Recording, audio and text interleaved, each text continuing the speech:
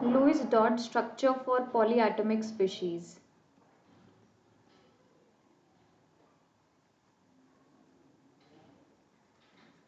For polyatomic species.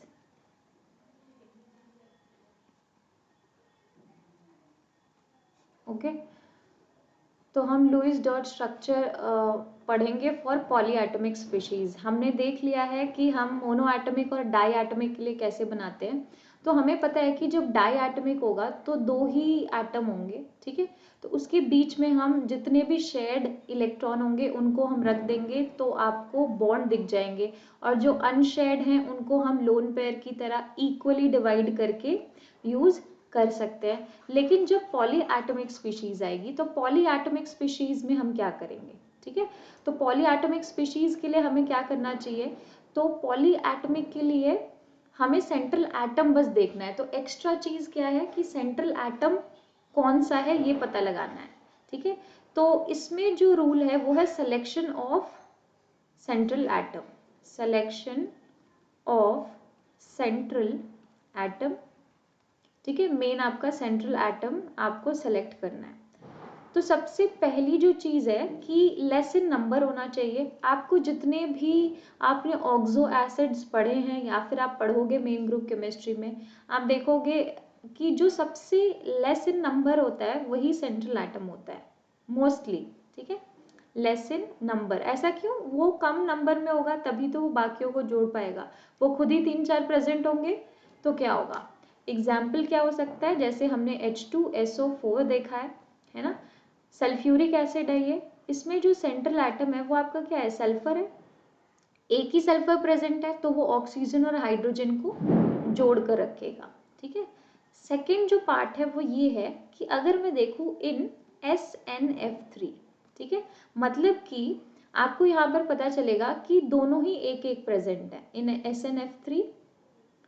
अगर मैं यहाँ पर बात करूँ तो सल्फर भी एक है, नाइट्रोजन भी एक है। अब क्या करेंगे, ठीक है, 1 sulphur and 1 nitrogen is present. तब क्या करेंगे, तब हम सेकंड वाले पार्ट पे जाएंगे कि आपको देखना है लो इलेक्ट्रोनेगेटिविटी जनरली, ठीक है। जनरली क्या होना चाहिए, लो इलेक्ट्रोनेगेटिविटी की वैल्यू होनी चाहिए। उसका रीजन क्या है, खुद इतना इलेक्ट्रोनेगेटिव होगा तो बाकियों को आपस में कैसे जोड़ कर रखेगा। सेंट्रल एटम का काम है सबको जोड़ कर रखना। क्यों? क्योंकि हम बहुत क्लियरली जानते हैं कि सल्फ्यूरिक एसिड में सल्फर ही तो जोड़ कर रखता है। H2SO4 का स्ट्रक्चर हमने देखा हुआ है ना। This is the structure of sulphuric acid. तो अब यहाँ पर SNF3 में सेंट्रल एटम कौन होगा, जिसकी इलेक्ट्रोनेगेटिविटी लो होगी, ठीक है। तो हमें पता है नाइट्रोजन फैमिली का है सल्फर, सॉरी, ठीक है, नाइट्रोजन फैमिली है ये, ठीक है। और ऑक्सीजन फैमिली का है, सॉरी, ऑक्सीजन फैमिली का है हमारा सल्फर, ठीक है। तो यहाँ पर आपको कुछ ऐसा दिखाई दे रहा है, ठीक है, सेलेनियम, टेलुरियम, पोलोनियम, ठीक है। तो ये नाइट्रोजन फैमिली में आपको नाइट्रोजन, फॉस्फोरस, आर्सेनिक ये सारे दिखाई दे रहे हैं। और यहाँ पे आपको जस्ट उसके बगल में this is sulphur is of group 16, ठीक है। किसका है, ग्रुप 16 का। नाइट्रोजन फैमिली है ग्रुप 15 की। तो हम इलेक्ट्रोनेगेटिविटी जानते हैं। जनरली क्या होता है, जब हम अलोंग द पीरियड मूव करते हैं तो इलेक्ट्रोनेगेटिविटी क्या होती है, अलोंग द पीरियड मूव करोगे तो इलेक्ट्रोनेगेटिविटी बढ़ेगी, और डाउन द ग्रुप जब हम मूव करते हैं तो इलेक्ट्रोनेगेटिविटी डिक्रीज करती है। ये आपका इलेक्ट्रोनेगेटिविटी का ट्रेंड है along the period and down the group, ठीक है। तो हम यहाँ पर बहुत क्लियरली जानते हैं कि इलेक्ट्रोनेगेटिविटी किसकी लो होगी। तो हम जानते हैं कि जब हम डाउन द ग्रुप मूव कर रहे हैं तो यहाँ पर इसकी कम हो जाएगी, है ना। तो यहाँ पे आपकी जिसकी लो इलेक्ट्रोनेगेटिविटी होगी वही आपका सेंट्रल एटम की तरह काम करेगा। तो सेंट्रल एटम कौन हो जाएगा यहाँ पर, सल्फर, ठीक है। तो SNF3 में जब आपको दोनों सेम नंबर में मिलेंगे तो लो इलेक्ट्रोनेगेटिविटी से आप पता लगा लोगे। इलेक्ट्रोनेगेटिविटी का ट्रेंड आपको पता है। और पीरियोडिक प्रॉपर्टीज में जब इलेक्ट्रोनेगेटिविटी हम पढ़ते हैं तो वहां पर मैंने आपको एक छोटी सी ट्रिक बताई हुई है कि हम कैसे इलेक्ट्रोनेगेटिविटी की वैल्यू भी कुछ हद तक याद रख सकते हैं पीरियड 2 और पीरियड 3 के एलिमेंट की। ओके, एक पॉइंट और हम यहाँ पर क्या देखेंगे, that is hydrogen and fluorine can never act as central atom. ठीक है, क्यों? क्योंकि hydrogen can form one bond, ठीक है, कैन फॉर्म वन बॉन्ड, और हमें पता है कि जो फ्लोरीन है ना वो सबसे ज्यादा हाईली इलेक्ट्रोनेगेटिव एलिमेंट है पूरे पीरियोडिक टेबल में। ठीक है, हाईली इलेक्ट्रोनेगेटिव। ठीक है, तो यहाँ पर आपको ये वाली चीज ध्यान रखनी है। चलो, अब ये तो हमें पता चल गया, बाकी के जो रूल्स हैं वो रूल्स सारे के सारे सेम है एज डायटोमिक मॉलिक्यूल। ठीक है, जो डायटोमिक स्पीशीज थी उसी के जो रूल्स हम देख रहे थे वो सारे सेम रूल फॉलो होंगे आपके इसके लिए भी। ठीक है, तो कौन कौन से रूल हमने देखे थे? N1 हमने देखा था वैलेंस इलेक्ट्रॉन, हमने N2 देखा था टोटल इलेक्ट्रॉन। आप 8 से मल्टीप्लाई कर दोगे तो यहाँ पर पॉली एटॉमिक स्पीशीज है, मतलब जितने नंबर ऑफ एटम्स होंगे उससे मल्टीप्लाई करना है। N3 क्या हो जाएगा आपका यहाँ पर, that is N2 minus N1 which is shared electron. और फिर से हम N4 की बात करेंगे, that is your N1 minus N3 that is your unshared electron. ठीक है, अनशेयर्ड इलेक्ट्रॉन। ओके, आगे बढ़ते हैं। अब इसके कुछ एग्जाम्पल लेते हैं और फिर स्ट्रक्चर बनाते हैं। एग्जाम्पल क्या है इसका? एग्जाम्पल हम ले सकते हैं CO2। अगर मैं CO2 की बात करती हूँ तो N1 क्या हो जाएगा, वैलेंस इलेक्ट्रॉन। कार्बन के पास 4 इलेक्ट्रॉन है, ऑक्सीजन के पास 6 × 2 तो 16 इलेक्ट्रॉन हो गए। ठीक है, N2 क्या है, 3 एटम्स आपको दिखाई दे रहे हैं, एंड इंटू 8 24। ये सबको समझ में आना चाहिए, जितने आपको एटम दिखाई दे रहे हैं तो N क्या है यहाँ पे 3 है ना, 3 एटम ही तो प्रेजेंट है। तो यहाँ पर क्या कर दिया, N की वैल्यू तो ये है, N × 8 करते हो। ठीक है, अगर ऑक्टेट कंप्लीट हो रही हो तब। In case of hydrogen and helium आपको क्या करना है, N × 2 करना है। ठीक है, सिर्फ इसके केस में ये याद रखना। N3 अगर मुझे निकालना है तो N1 माइनस क्या करेंगे,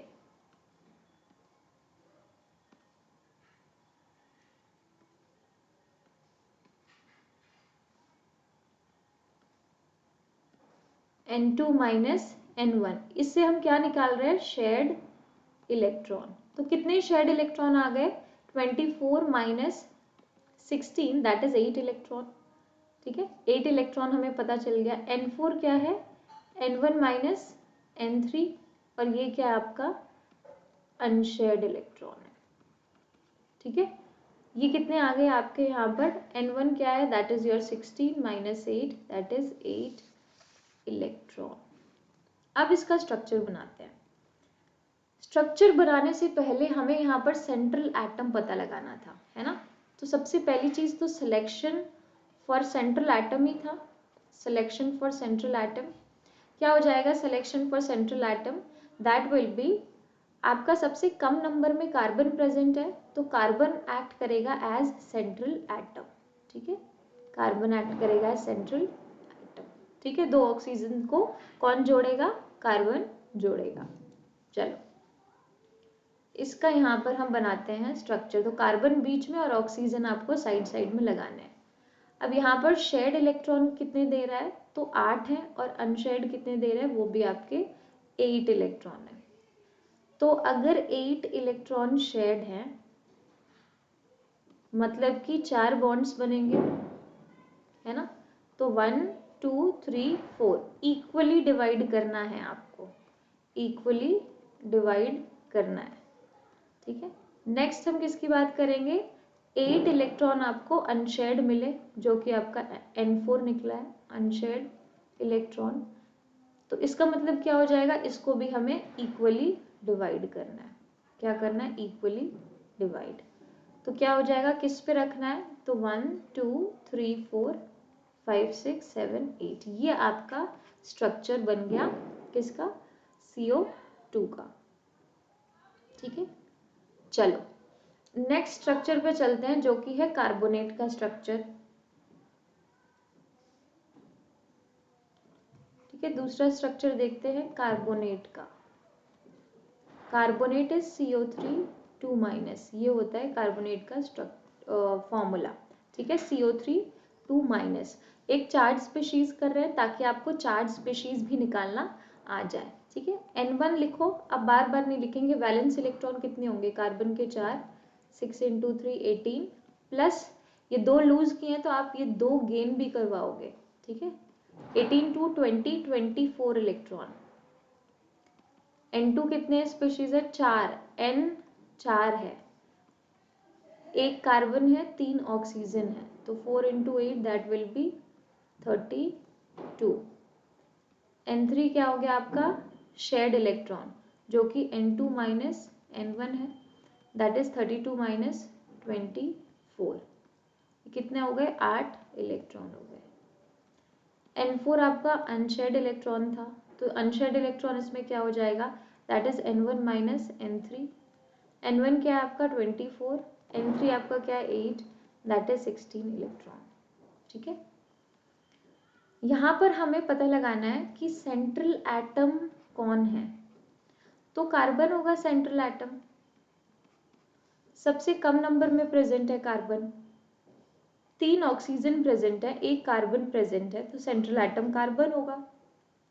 ठीक है, और आपको शेयर्ड इलेक्ट्रॉन कितने मिल गए स्ट्रक्चर बनाने के लिए? शेयर्ड इलेक्ट्रॉन 8 है, और आपके अनशेयर्ड इलेक्ट्रॉन कौन से हैं? अनशेयर्ड इलेक्ट्रॉन है आपके 16। ठीक है, अनशेयर्ड इलेक्ट्रॉन है 16। तो अब हम प्रोसेस में चलेंगे टू ड्रॉ दी स्ट्रक्चर। तो सेंट्रल एटम है कार्बन, आप तीनों ऑक्सीजन को साइड साइड में लगा लो। ठीक है, तो 8 इलेक्ट्रॉन है आपके शेयर्ड, मतलब कि 4 बॉन्ड्स हैं आपके पास, और 16 इलेक्ट्रॉन जो है वो है हमारे पास अनशेयर्ड। ठीक है, ये यहाँ पे हमें पता है। तो इनको 4 को इक्वली डिवाइड करने के लिए पहले हमने यहाँ पर एक एक बॉन्ड बना दिया। एक और बचा है तो वो आप कहीं भी लगा दो। ठीक है, किसी भी एक पर लगा दो। यहाँ पे 16 इलेक्ट्रॉन है ना, 16 इलेक्ट्रॉन है, तो हम यहाँ पर क्या करेंगे? 1 2 3 4 5 6 7 8 9 10 11 12 13 14 और 15 और 16 इस पे आएगा। उसका रीज़न क्या है? अगर आप यहाँ से देखोगे तो आपको बहुत क्लियरली पता चल रहा है। ठीक है, कि ऑक्सीजन के पास ये 2 2 4 2 6 और ये 8, इसके पास भी है, इसके पास भी 2 2 4, और इसने 2 के साथ यहाँ पे बॉन्ड बनाया हुआ है। ठीक है, क्लियर है? तो ये वाली चीज़ आपको क्लियर होनी चाहिए। और कार्बन के पास ऐसे भी आपको ये 4 दिखाई दे रहे हैं। ठीक है, तो अनशेयर्ड इलेक्ट्रॉन आपको दिखाई देगा। 16 इलेक्ट्रॉन है, इसके पास 6 है, इसके पास 6 है, और इसके पास कितने हैं? 4 है। ठीक है, तो ये स्ट्रक्चर हो गया। आपके लिए होमवर्क क्या है कि आप होमवर्क में O3 का लुईस स्ट्रक्चर बनाओगे फॉर पॉलीएटमिक स्पीशीज। इसमें सेंट्रल एटम का तो कोई झंझट नहीं है। सेंट्रल एटम क्या होगा? ऑक्सीजन ही होगा आपका, है ना। सेंट्रल एटम तो यहाँ पर आपका ऑक्सीजन ही निकल के आएगा, तो उसमें कोई प्रॉब्लम नहीं है। चलो आगे बढ़ते हैं नेक्स्ट वाले पार्ट में, रेजोनेटिंग स्ट्रक्चर बनाने के पार्ट पे।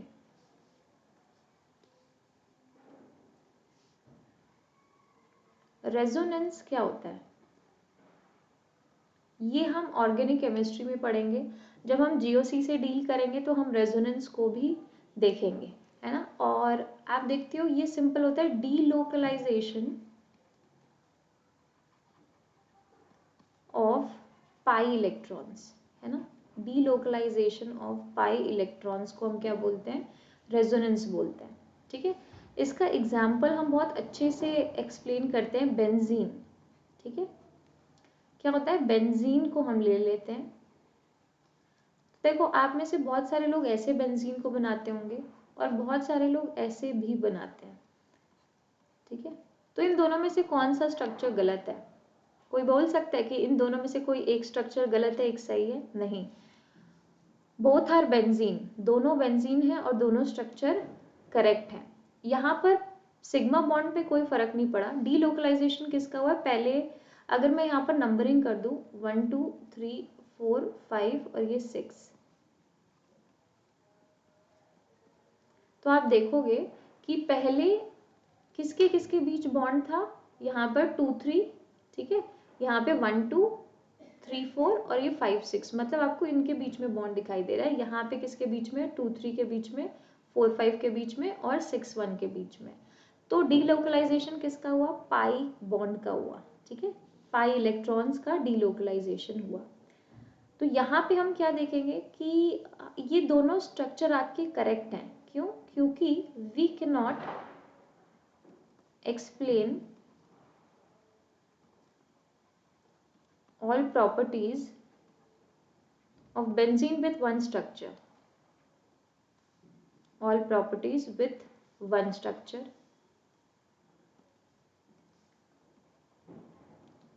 with one structure। तो हमने क्या किया, ये जो बेंजीन है इसके एक स्ट्रक्चर से हम उसकी सारी प्रॉपर्टीज को डिफाइन नहीं कर सकते, है ना। तो हम देखते हैं कि यहाँ पर हम डिफरेंट डिफरेंट रेजोनेटिंग स्ट्रक्चर बनाते हैं, लास्ट में आपको एक रेजोनेंस हाइब्रिड मिल जाएगा, है ना, जिसको मैं ऐसे बना सकती हूँ, ठीक है। तो यहीं पे हम देखेंगे कि जो डीलोकलाइजेशन होता है वो पाई इलेक्ट्रॉन का होता है, सिग्मा बॉन्ड का नहीं होता है, ठीक है। तो ये चीज ध्यान रखना। तो रेजोनेटिंग स्ट्रक्चर बनाने का यहाँ पर क्या फंडा हमें दिखेगा, ठीक है। तो सबसे पहले रेजोनेटिंग स्ट्रक्चर ऑफ कार्बोनेट देखते हैं, रेजोनेटिंग स्ट्रक्चर ऑफ कार्बोनेट, ठीक है। सबसे पहला कार्बोनेट है तो CO3 2-। देखो इसका मेनली स्ट्रक्चर आपको आना चाहिए, ठीक है। रेजोनेटिंग स्ट्रक्चर बनाने से पहले इसका नॉर्मल स्ट्रक्चर आना चाहिए आपको बनाना। तो मैं आपको एक चीज बता देती हूँ, बहुत सारे लोग कंफ्यूज हो जाओगे कि मैं यहाँ पर कार्बोनेट, फॉस्फेट, है ना, क्लोरेट, ये सब डिस्कशन करूंगी अभी, सल्फेट। तो स्ट्रक्चर आपको मेन ग्रुप केमिस्ट्री में पता चलेगा। अभी के लिए आप बस यहाँ पर देख लो, मैं आपको कार्बोनेट का स्ट्रक्चर बनाकर दे देती हूँ। CO3 2- ऐसा कुछ दिखता है, ठीक है। कैसे बता पाओगे स्ट्रक्चर, तो कुछ टाइम बाद जब हम मेन ग्रुप केमिस्ट्री पढ़ लेंगे पूरी, तो मेन ग्रुप केमिस्ट्री में जो ऑक्सो एसिड और आपके सारे उसमें जो भी हम डील करेंगे लिंकेजेस से, उससे आपके ऑक्सो एसिड बनेंगे। और ये जो कार्बोनेट है वो एक एसिड से आप सारे हाइड्रोजन को रिमूव कर देते हो तो आपको 8 आयन मिल जाता है, ठीक है।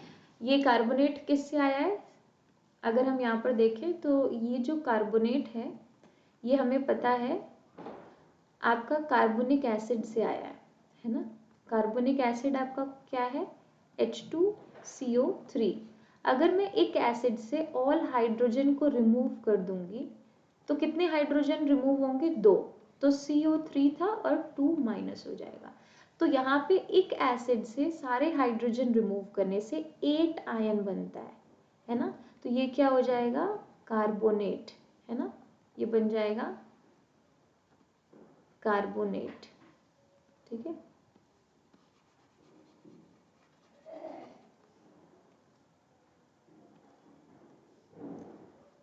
दिस इज कार्बोनेट,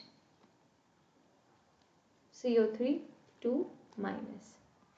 ये यहाँ पर आपको दिख रहा है, ठीक है। ऐसे ही हम सल्फ्यूरिक एसिड से सारे हाइड्रोजन को अगर रिमूव कर दें, फॉर एग्जाम्पल अगर मैं सल्फ्यूरिक एसिड ले लूँ H2SO4 और मैं ऑल हाइड्रोजन को यहाँ से रिमूव कर दूँ, ठीक है।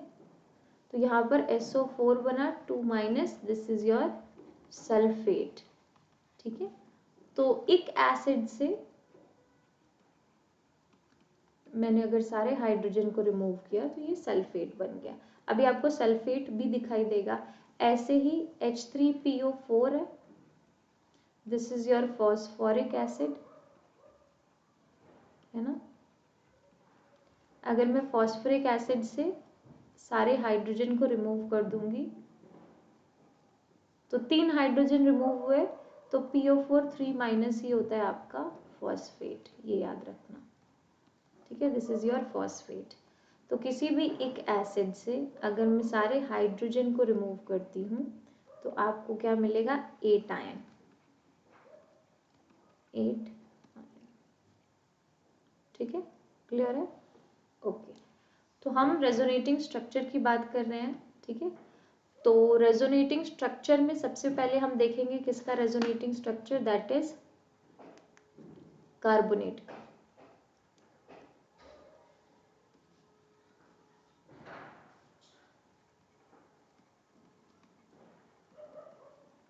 कार्बोनेट क्या हो गया, CO3 2-। तो एक स्ट्रक्चर, ये आपको बाद में पता चलेगा, अभी जस्ट रेजोनेटिंग स्ट्रक्चर कैसे बनाएंगे वो देखते हैं।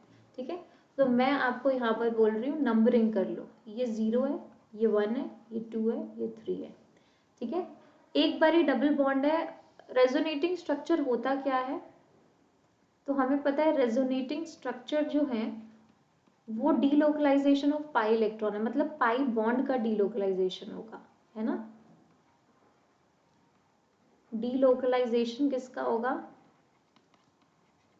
पाई इलेक्ट्रॉन का। ठीक है, तो एक बार ही डबल बॉन्ड 0 से 1 के बीच में, एक बार 0 से 2 के बीच में आएगा, एक बार 0 से 3 के बीच में आएगा। तो रेजोनेटिंग स्ट्रक्चर कितने दिखेंगे, 3। उसके अलावा आपको कोई रेजोनेटिंग स्ट्रक्चर नहीं दिखेगा। अब की बार क्या हो जाएगा कि 0 से 2 के बीच में आ गया, तो इन दोनों पे नेगेटिव चार्ज लग जाएगा, क्योंकि CO3 2- है। फिर आपको पता चलेगा कि इस बारी 0 से 3 के बीच में आया, तो इन दोनों पे नेगेटिव चार्ज लगेगा। ठीक है, तो आपके रेजोनेटिंग स्ट्रक्चर कितने हो गए, रेजोनेटिंग स्ट्रक्चर हैं 3। ठीक है, चलो आगे बढ़ते हैं। Example, phosphate. ठीक है, फॉस्फेट की बात करते हैं। फॉस्फेट आपको दिखाई देगा PO4 3-। अगर मैं फॉस्फेट की बात करूं तो फॉस्फेट का स्ट्रक्चर ये होता है। ठीक है, ये स्ट्रक्चर का आपको कोई टेंशन नहीं लेनी, ये आपको तुरंत आ जाएगा जब मेन ग्रुप केमिस्ट्री आएगा। ठीक है, तो यहाँ पे नंबरिंग कर देते हैं। ये 0 है, ये 1 है, ये 2 है, this is 3 and this is 4। ठीक है, एक बार ही पाई बॉन्ड 0 से 1 के बीच में, एक बार 0 से 2 के बीच में होगा, एक बार 0 से 3 और एक बार 0 से 4। इसके अलावा तो आपको कोई रेजोनेटिंग स्ट्रक्चर नहीं दिखाई देगा, है ना। तो बहुत सिंपल सा तरीका है ना, जैसे हम परम्यूटेशन कॉम्बिनेशन करते थे वैसे ही है। अब यहाँ पर आपको कुछ ऐसा दिखाई देगा, इसके बीच में आ गया, बाकी पे नेगेटिव चार्ज लग जाएगा।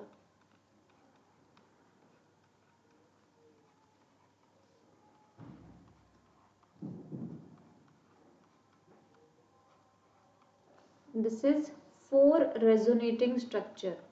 आंसर क्या होगा, 4 रेजोनेटिंग स्ट्रक्चर आपको इसके देखने को मिलेंगे। ठीक है, ओके।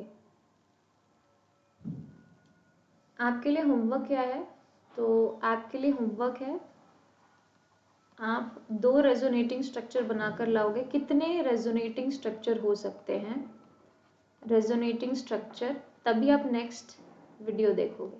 रेजोनेटिंग स्ट्रक्चर कितने पॉसिबल है फॉर ClO4- और दूसरा है SO4 2-। This is your chlorate and this is your sulphate. ठीक है, मैं आपको स्ट्रक्चर बनाकर दे देती हूँ। क्लोरेट का स्ट्रक्चर आपको कुछ ऐसा दिखाई देता है, और सल्फेट का जो स्ट्रक्चर है वो आपको कुछ ऐसा दिखाई देगा। ठीक है, ये नेगेटिव चार्ज है, SO4 2- एंड ClO4-। तो आपको इसके रेजोनेटिंग स्ट्रक्चर मुझे बताने हैं और इसके रेजोनेटिंग स्ट्रक्चर मुझे बताने हैं। ठीक है, ओके।